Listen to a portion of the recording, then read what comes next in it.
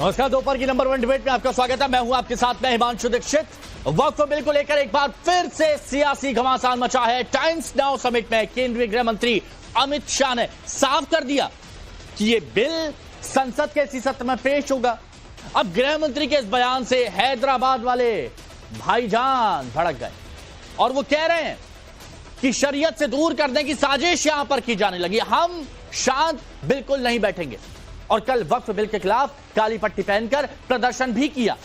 कुछ ऐसे भी लोग हैं जिन्हें पता ही नहीं था कि काली पट्टी क्यों बांधी गई। तो क्या भाईजान लोगों को भड़का रहे हैं या वक्फ के खिलाफ सियासी रोटियां सेक रहे हैं? इसी पर बात करेंगे, लेकिन पहले एक रिपोर्ट।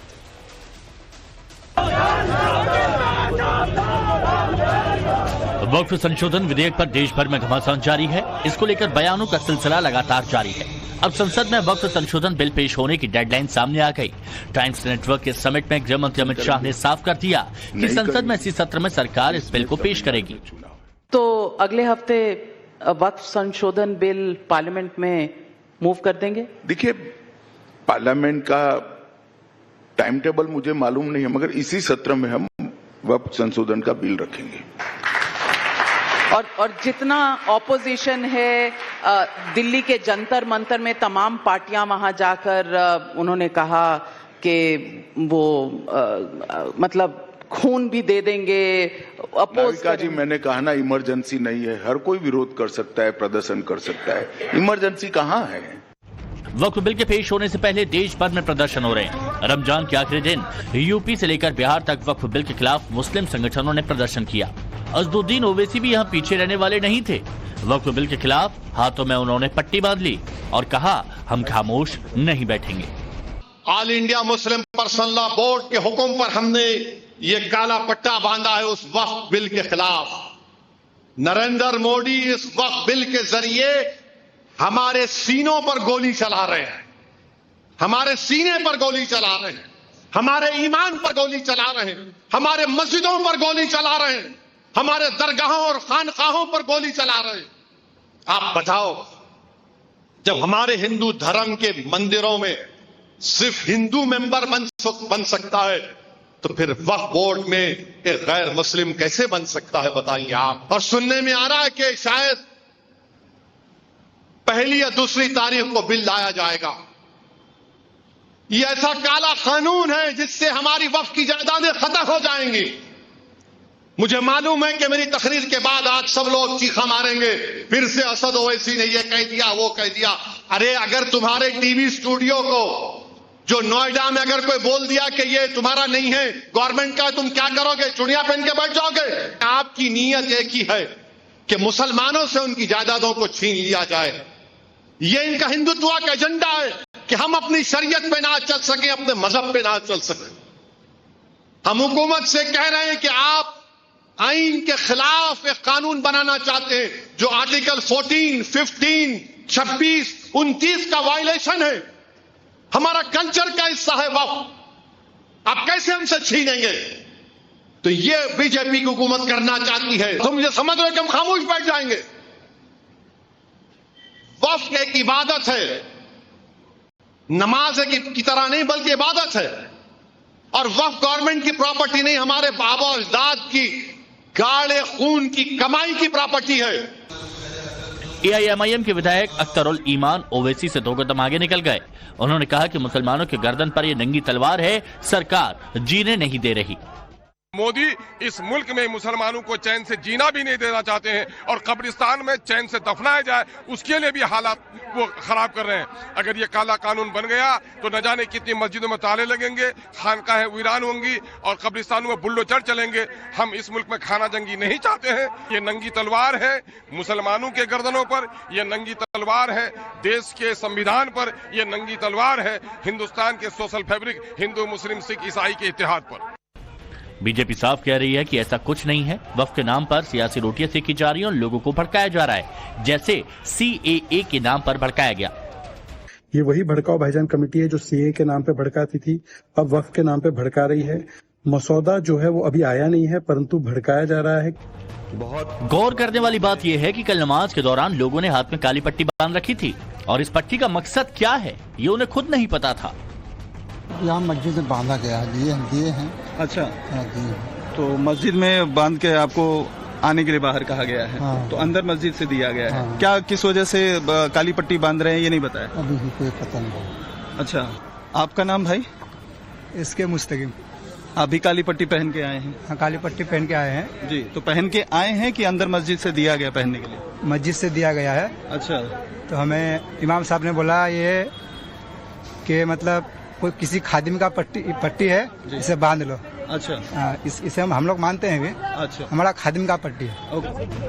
किसी को कुछ नहीं पता काली पट्टी क्यों बनवाई गई, क्या मकसद है, सब अनजान है। तो क्या भड़काऊ भाईजान वक्फ के नाम पर माहौल खराब करना चाह रहे हैं? दो समुदायों को आपस में लड़ाना चाह रहे हैं?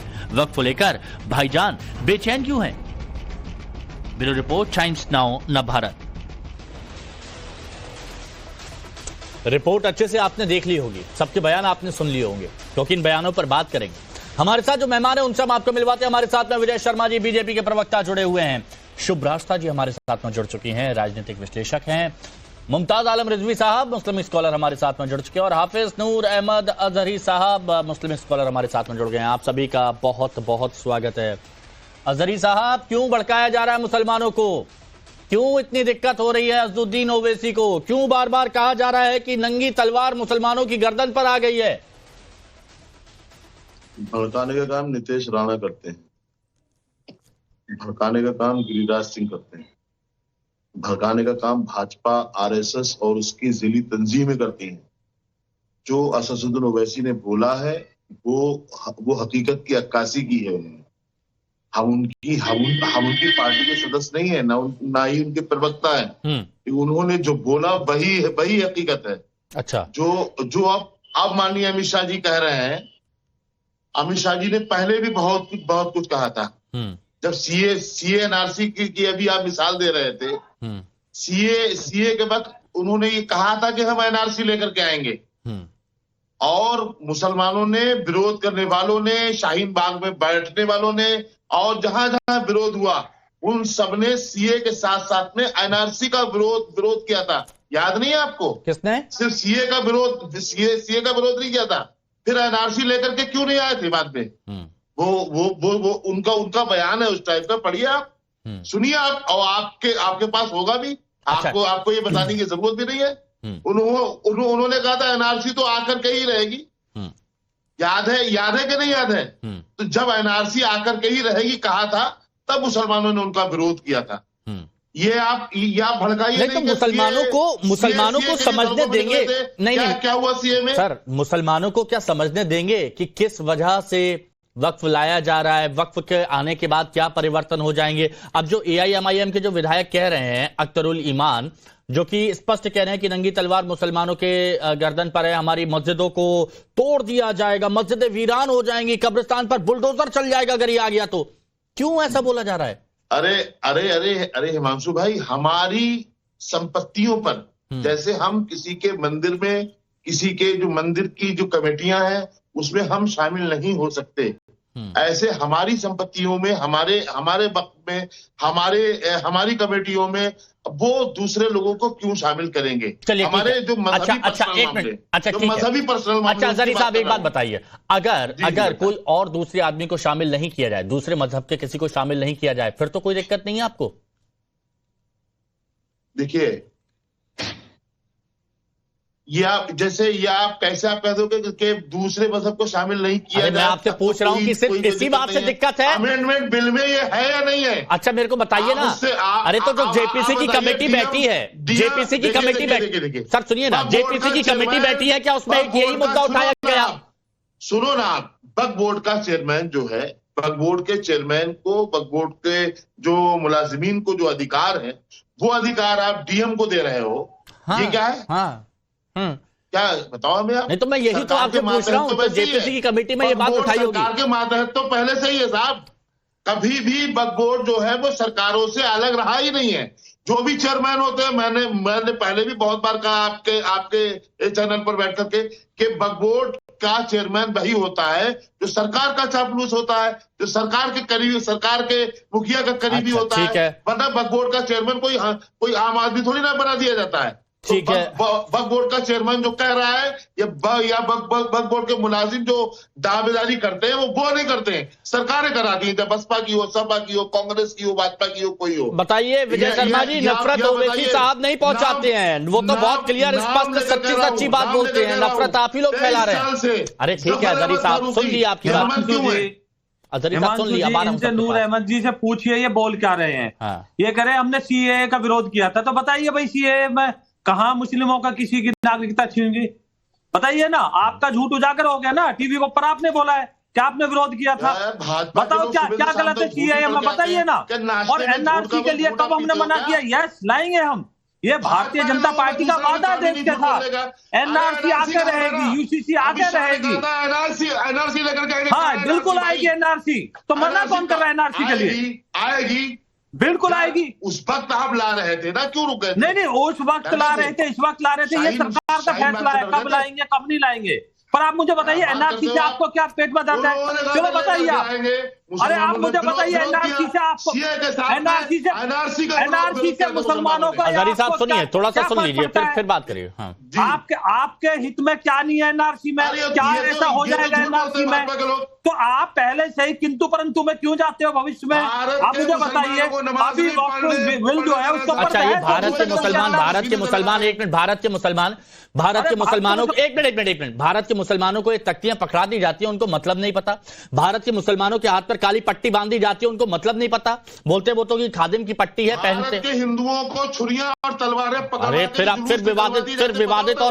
फिर विवादित जब आपके पास तर्क नहीं बचते फिर आप गलत ट्रैक पे चले जाते हैं, गलत ट्रैक पर चले जाते हैं जब आपके पास तर्क नहीं बचते। तो जब आपके पास तर्क नहीं बचते, सुनिए ना, जब आपके पास तर्क नहीं बचते तब क्या होता है अजहरी साहब कि आपकी आवाज का लेवल इधर जाता है, फिर इधर जाता है, फिर वो आवाज फटने लगती है ना, फिर गलत बात। आप भी देखिए शुभांशु भाई, इन भाजपा के प्रवक्ताओं को मैंने ये बात पूछी नहीं, आपने कहा देश के मुसलमान। चलिए मैं रिजवी साहब से पूछता हूँ, एक मिनट इनको डाउन करिए, मैं सबसे बात करना चाहता हूँ और मेरी डिबेट में ओवरलैपिंग प्लीज मत करिए, प्लीज ओवरलैपिंग मत करिए।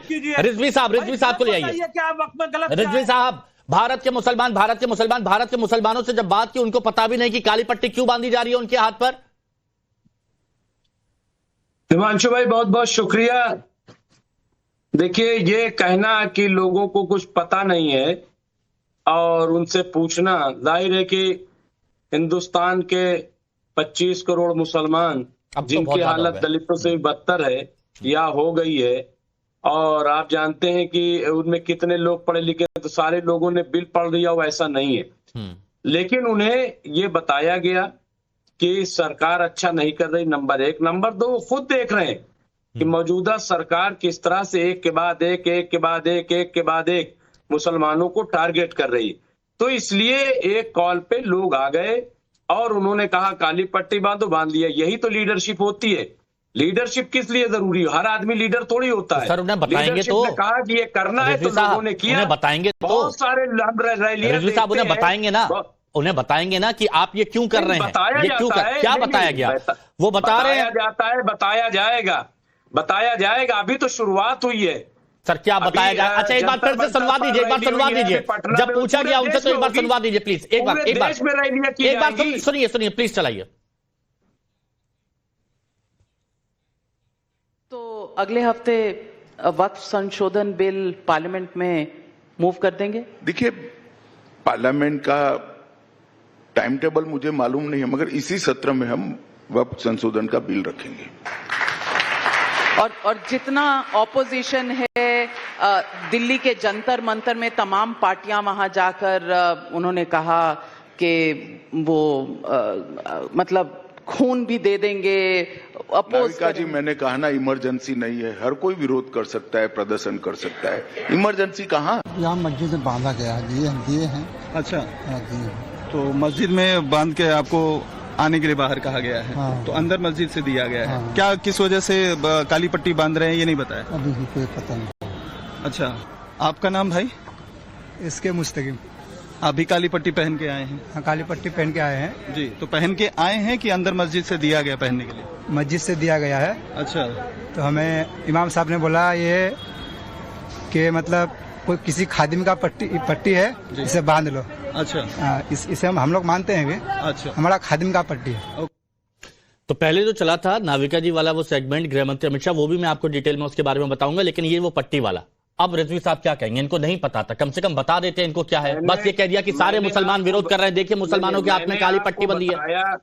मैंने आपको बताया कि इमाम और लीडर इसीलिए होता है, उन्होंने कहा कि बांध दो, तो आप समझिए ना, जो ये आप कहते हो कि लीडरशिप नहीं है मुसलमानों में एकता नहीं, मुसलमान एक ताबत देखिए ना। अरे ये लीडरशिप होती है कि बिना किसी को पता है आप कुछ भी करवा दीजिए, उनका विवेक, उनकी बुद्धि नहीं है, ये लीडरशिप होती है।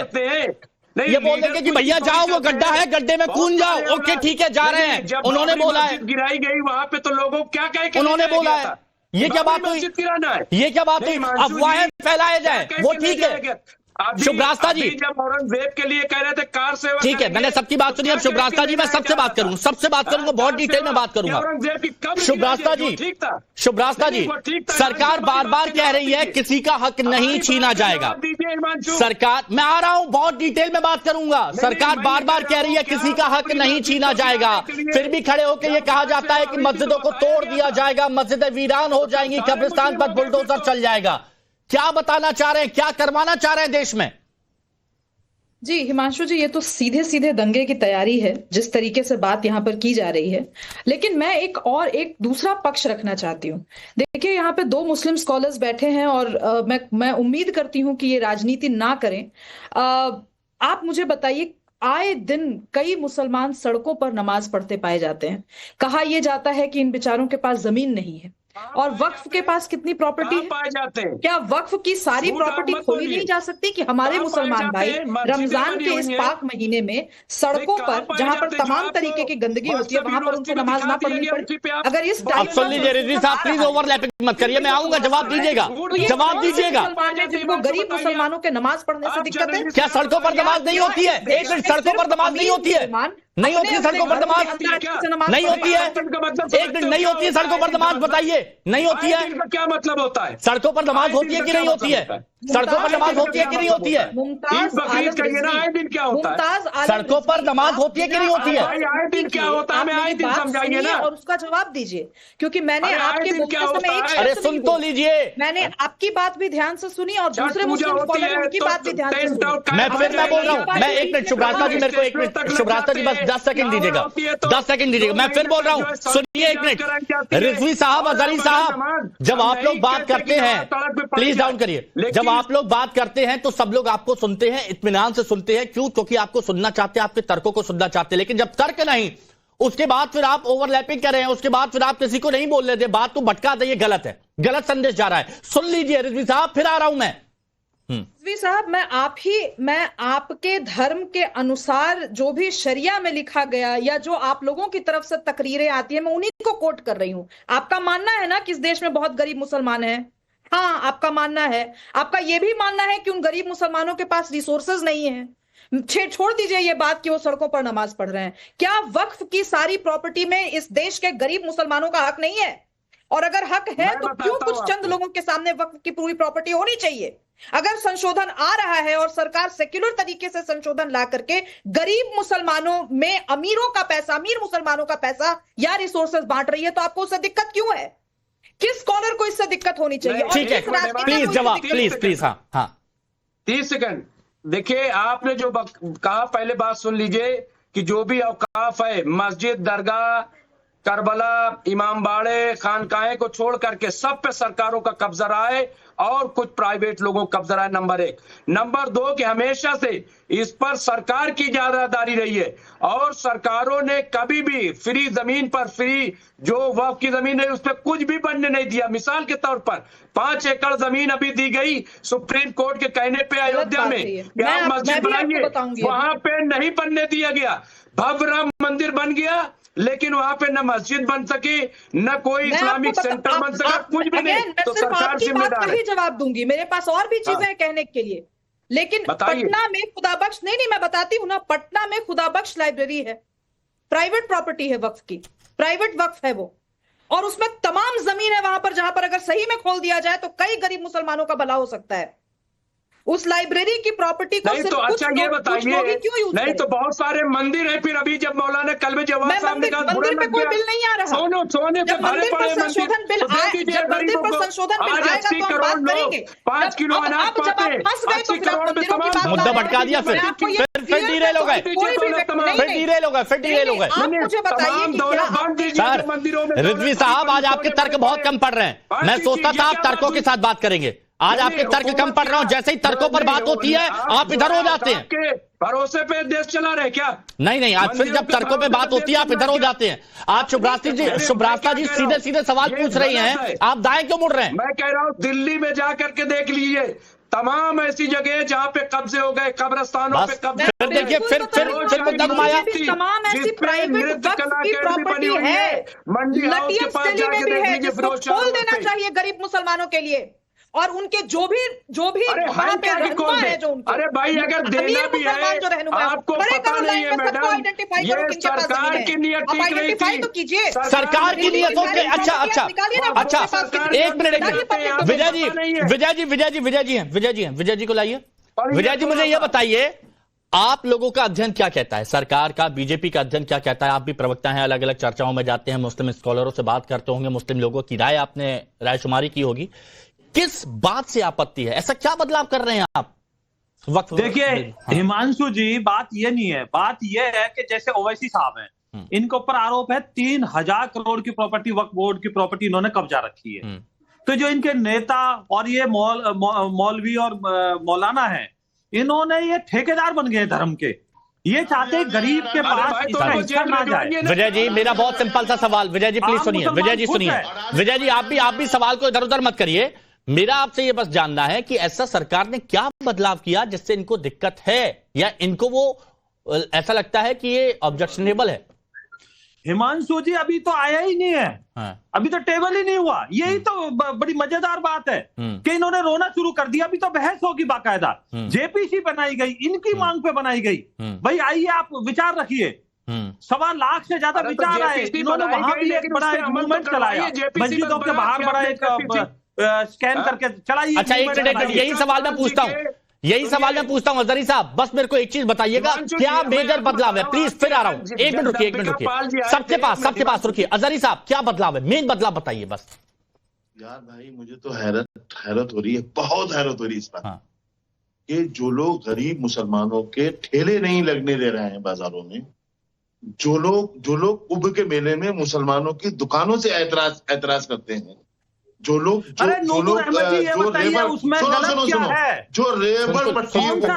बात कंप्लीट। मुस्लिम समाज अपना कारोबार कर रहे हैं, रोजमर्रा का, उनसे पहचान पूछ रहे हैं, वो यहाँ गरीब मुसलमानों की। विजय जी रुकिए, अरे शर्म नहीं आती यार आपको? अरे क्यों, कौन पहचान पूछ रहा है उनसे? कौन पहचान मुसलमानों की खैर पाई क्यों हो रही है बात? कौन पहचान पूछ रहा है? अरे गरीब, सुनिए, बस यही आती है, जब आपसे सवाल पूछे जाते हैं आप गरीब मुसलमानों को सामने कर देते हैं, आप गरीब मुसलमानों को सामने कर देते हैं। मैंने आपसे सवाल पूछा, जो आप राशन दे रहे हो, सुनिए, मैंने आपसे सवाल पूछा, बदलाव कौन सा है जिसको आप नहीं कर पा रहे हैं? देखिए, सबसे बड़ा बदलाव ये है, मैंने आपसे कहा डीएम को जो ताकत दी जा रही है, क्यों दी जा रही है डीएम को ताकत? मुझे, अच्छा ठीक है, एक बात आपकी बात का जवाब एक एक करके स्पष्ट करके, अजहरी साहब स्पष्ट करके एक बात पीछे के दरवाजे से एक बात नहीं, सुनिए, अभी मुमताज आलम रजवी साहब ने सर बहुत स्पष्ट क्लियर बात करता हूं, प्लीज समझिए ना। आप उस पर प्रोपेगेंडा करते रहे। अरे नहीं, अब आपको प्रोपेगेंडा लग रहा है। देखिए, इस देश का गृह मंत्री, एक मिनट, इस देश का गृह मंत्री, सुनिए प्लीज सुनिए, इस देश के गृह मंत्री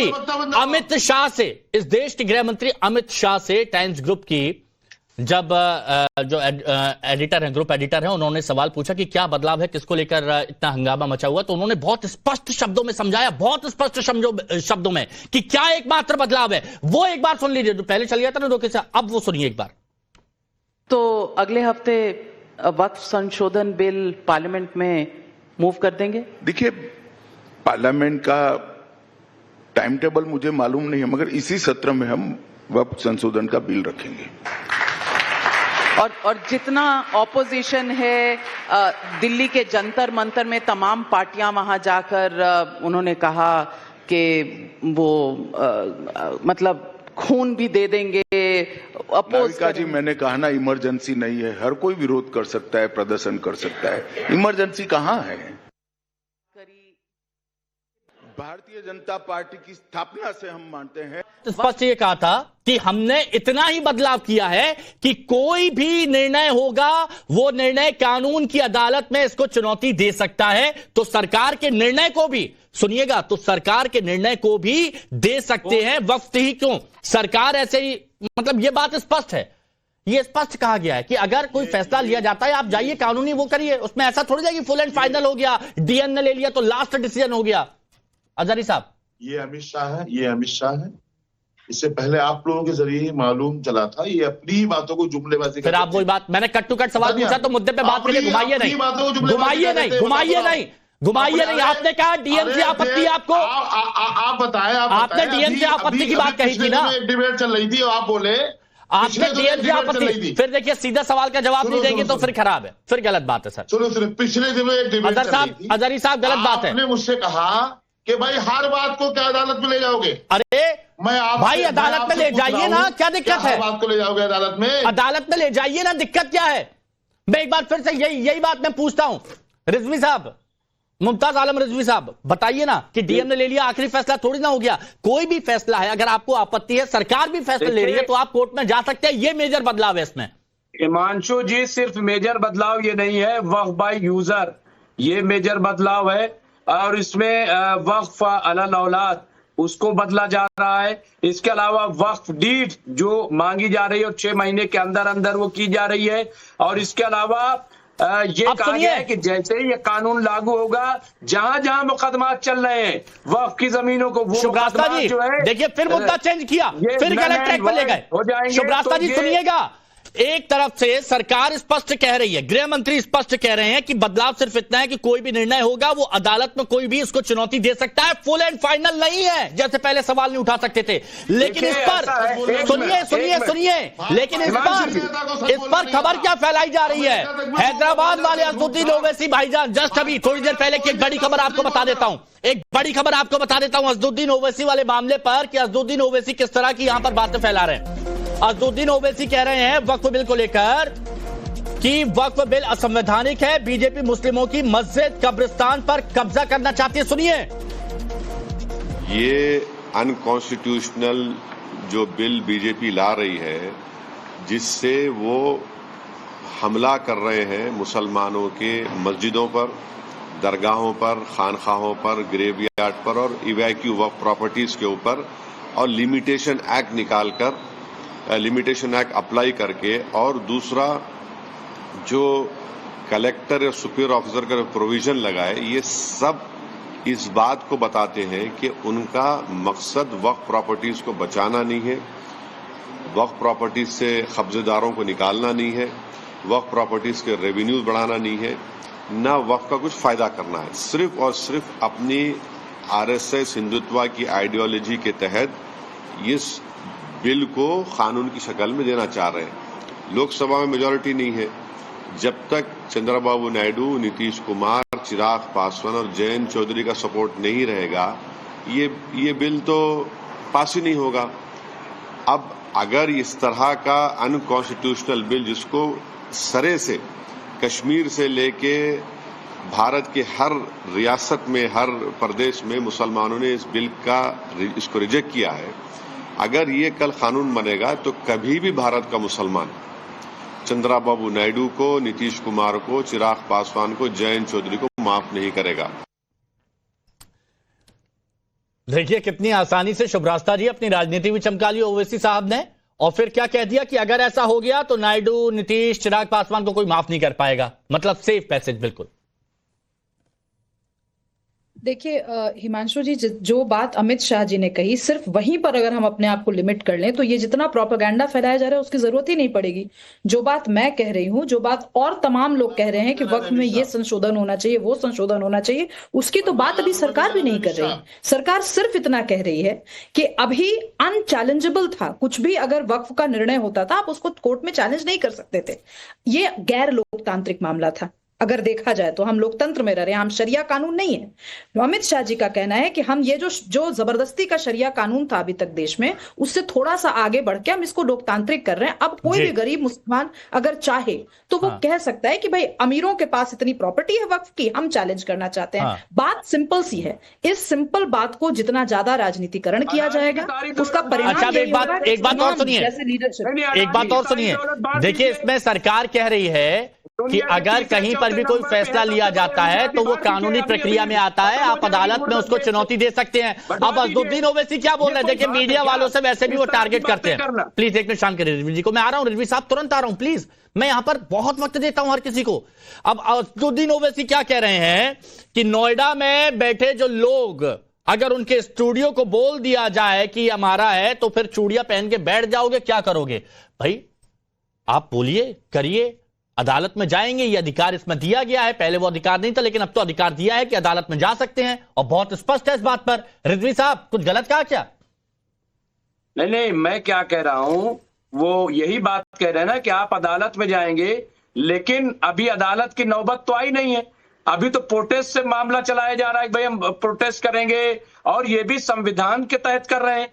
तो प्रोटेस्ट कर कौन रहा है? शाह जी ने कहा, सर प्रोटेस्ट कौन कर रहा है? प्रोटेस्ट कौन कर रहा है मुझे ये बताइए, कौन कर रहा है प्रोटेस्ट? हिमांशु जी, अमित शाह जी ने क्या कहा कि इमरजेंसी तो लागू नहीं, प्रोटेस्ट करना उनका अधिकार है। तो हम प्रोटेस्ट कर रहे हैं, तो इसमें हाय तौबा क्यों इतनी मची हुई है? अरे बिल्कुल प्रोटेस्ट कीजिए ना आप, लेकिन प्रोटेस्ट कौन कर रहा है? किसको आप लोग आगे कर रहे हैं? अरे भाई किसको आगे नहीं कर रहे हैं? किसको आगे कर रहे हैं ये बताइए। आप लोग धूप पर बैठिए ना, जंतर मंतर पर हमारे साथ है, उनको कर रहे हैं। जंतर मंतर पर बैठिए धूप में। नहीं बैठे तो है अभी। अरे अभी धूप में बैठे थे वहां जो आए थे ना, सुनिए, वहां पर जो आए थे उनसे पूछा गया कि ये जो आप तख्तियां ऐसे लेकर बैठे इसमें क्या लिखा है? बोलते हमें नहीं पता, हमें पढ़ना नहीं आता। फिर वही बात हमने अभी बताया हिमांशु जी। अरे तो मैं वही तो मैं बोल रहा हूँ, किसी को पता नहीं है, समझ नहीं है, लेकिन आप कह रहे हैं कि नहीं आपकी मस्जिदें छीन ली जाएंगी। तो क्या सुनिए, पता थी? एक बहुत स्पष्ट बात, सिर्फ यह पता था कि ये पूरे दर्शकों को समझना चाहिए। बहुत बड़ी तादाद में आबादी जो है वो शिक्षित नहीं है, वो साक्षर नहीं है, और उनसे अगर ये कह दिया जाए, सोच समझ नहीं पा रहे हैं, लेकिन उनसे कह दिया जाए कि आपकी मस्जिदें छीन ली जाएंगी, जैसा अभी अजदुद्दीन ओवैसी ने कहा, उन्होंने कह दिया कि कब्रिस्तान पर बुलडोजर चलेगा, मस्जिदें वीरान हो जाएंगी, तो क्या होगा? वो जिसने पढ़ा नहीं है, जिसको पता नहीं है क्या गलत क्या सही।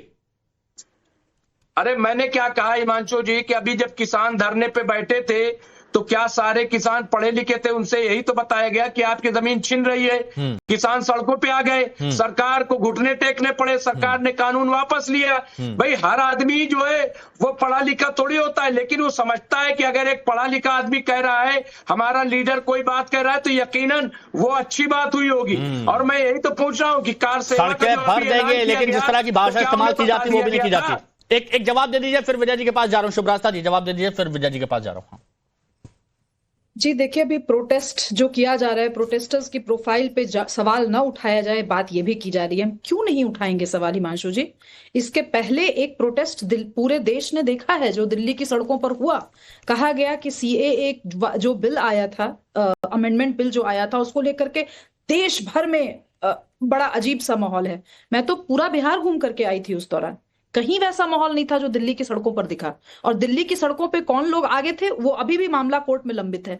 तो ये क्यों नहीं सवाल पूछा जाएगा? इस सवाल से रिजवी जी को दिक्कत क्यों है? इस सवाल से किसी को भी दिक्कत क्यों होनी चाहिए? जिन लोगों का इंटरव्यू आपने किया, रिजवी जी फिर आप बीच में बोल रहे हैं। अभी मैंने अपनी बात पूरी नहीं की, शालीनता से बात करने, मैंने अभी बात भी पूरी नहीं की। सिंपल सी बात है रिजवी जी, जो लोग सामने तख्ती लेकर बैठे हैं, जिनको मालूम भी नहीं है कि आपने उस तख्ती पर क्या लिख कर दिया, जो पट्टी बांध करके चल रहे उनको कह दिया जा रहा है कि खादिम की आप लोग दोनों करवा रहे हैं। प्लीज टीम देखिएगा, अजरी तक आवाज नहीं पहुंच रही, अजरी साहब तक। हाँ जी, इससे आप अपना ही तर्क कमजोर कर रहे हैं, मैं कुछ नहीं कर सकती इसमें। ठीक है, अब मेरे को हाँ विजय जी अब ये बताइए कि इसका समाधान वालों को पता था क्या करने जा रहे हैं? पूछ लीजिए, पहले आप पूछ लीजिए, सवाल पूछ लीजिए, मैं आधी अधूरी बात नहीं छोड़ता। मैं पूछ रहा हूँ, जब कार सेवा हो रही थी और अभी भी ऐलान बिल्कुल किया पता गया, था, तो क्या सारे बिल्कुल लोगों को पता था, जो तलवारें इसीलिए लेके वो निकले मुकदमा थे लड़ा गया, कि हम किस लिए जा इसीलिए रहे हैं? 500 वर्ष क्या का अयोध्या में संघर्ष राम चला मंदिर गिरा और है? इसीलिए शांति। अरे जवाब सवाल पूछते तो जवाब सुना करिए ना। उन्होंने कहा हाँ पता था, सुनिए जवाब उनका, बोल रहे हैं यहाँ कोई पता भी था। ऐसा कार सेवक है, आप नहीं, मैं जैसे अभी इन्होंने इंटरव्यू किया ना, आपके पास भी तमाम मीडिया चैनल्स हैं, आप जाइए ना इंटरव्यू कीजिए, उन 5 कार सेवकों को सामने लाइए जिनको पता ही नहीं था कि वो क्या करने गए थे। कुछ भी मत बोलिए, कुछ भी मत ठीक है विजय शर्मा जी, और बहुत शांतिपूर्ण तरीके से 500 वर्ष के संघर्ष को देखिए अदालत पर कोर्ट के दरवाजे को खटखटाते हुए कोर्ट तक पहुंचे ना, कोर्ट का दरवाजा खटखटाया, कोर्ट ने अपना फैसला सुनाया।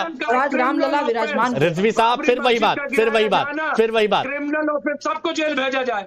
अच्छा ठीक है, कोर्ट से आ गया ना फैसला, कोर्ट से आ गया ना फैसला, कोर्ट पर भरोसा करते हैं ना? हाँ कोर्ट ने तो बस मैं कह रहा हूं कि इस पर भी अगर आपत्ति हो, वक्त में जो बदलाव हो रहा है उसमें कोर्ट का रास्ता खोल दिया गया, जिस पर बड़ा बड़ा ताला लगा था, अभी तक बड़े बड़े ताले लगे थे अलीगढ़ वाले कि भाई कोई भी मामला कोर्ट में नहीं जा सकता, वहीं से फैसला होगा, बस ये हटा दिया गया है। विजय जी अब ये बताइए, विजय जी प्रदर्शन चल रहा है, हंगामा हो रहा है, भड़काऊ बातें की जा रही हैं अलग अलग लोगों की तरफ से, सरकार क्या कर रही है जब इस तरह की बातें दिग्भ्रमित किया जाता है मुसलमानों को? तो आपका क्या है, सरकार का दायित्व क्या है? देखिए सरकार का मानना तो यह है कि हम तो गैरकानूनी काम कुछ नहीं होने देंगे, असंवैधानिक काम कुछ नहीं होगा। सबसे पहले आप मुझे बताइए, संविधान से ऊपर कुछ नहीं है। ये बाबा साहब का नाम लेते थे बार बार, आप मुझे बताइए उनकी आत्मा के ऊपर चोट थी। ये वक्फ बोर्ड के अंदर के आप अपना पक्ष नहीं रख सकते हो? कौन से देश में रह रहे हो भाई आप? इतना वक्फ बोर्ड तो सशक्त पाकिस्तान में भी नहीं है। एक देश का नाम बता दीजिए मुझे जहां इस तरह का होगा, आप अदालत में नहीं जा सकते हो, अपना पक्ष नहीं रख सकते हो। तो ये इस तरह की जो मानसिकता है इनकी, जो एक ठेकेदार है धर्म के, इनकी पोल खुल चुकी है। अब मेरे को Vijay ji cut to cut पूछता हूं, वक्त मेरे पास कम है जी। अब अमित शाह जी ने कह दिया कि इसी सत्र में लाया जाएगा, और कई जो मुस्लिम स्कॉलर हैं, कई मौलाना है, उन्होंने कह दिया कि आप लाकर तो बताइए, फिर हम दिखाते हैं आपको। बिल्कुल इसी भाषा में उन्होंने कहा है, तो उनके लिए क्या करेंगे आप? बिल्कुल उनके लिए संविधान और कानून तैयार है, जो जैसी मंशा जिसकी होगी वैसा ही उसका इलाज किया जाएगा। अगर कोई कानून हाथ में लेगा तो फिर कानून अपना काम करेगा, अगर प्यार से कोई आंदोलन कराएगा तो उसको समझाया जाएगा। तो अजहरी साहब फिर से देखिए, मैं प्यार मोहब्बत की बात, अजहरी साहब प्यार मोहब्बत से समझने की कोशिश की जाएगी कि नहीं की जाएगी इसको?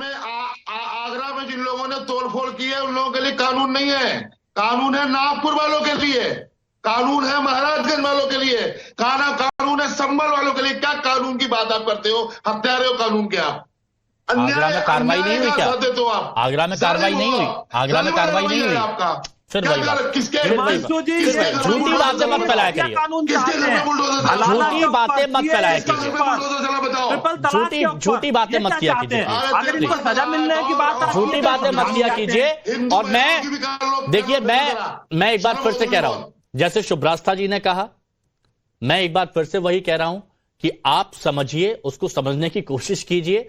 और वो लोग जो इस वक्त हमें सुन रहे हैं, बहुत से हमारे मुस्लिम भाई हैं जो सुन रहे हैं, बहुत से ऐसे लोग हैं जो साक्षर नहीं है, अगर वो किसी को कहते हैं कि आपकी मस्जिदें छीन ली जाएंगी, आपके कब्रिस्तान वीरान कर दिए जाएंगे, बुलडोजर चल जाएगा, तो ऐसा नहीं है। आप समझने की कोशिश करिए, किसी समझदार इंसान से मिलिए, ताकि आपको पता चल सके कि आपके लिए क्या सही है, आपके लिए क्या गलत है। बहुत बहुत शुक्रिया आप सभी का हमारे साथ जुड़ने के लिए। वक्त है यहां पर एक छोटे से ब्रेक का।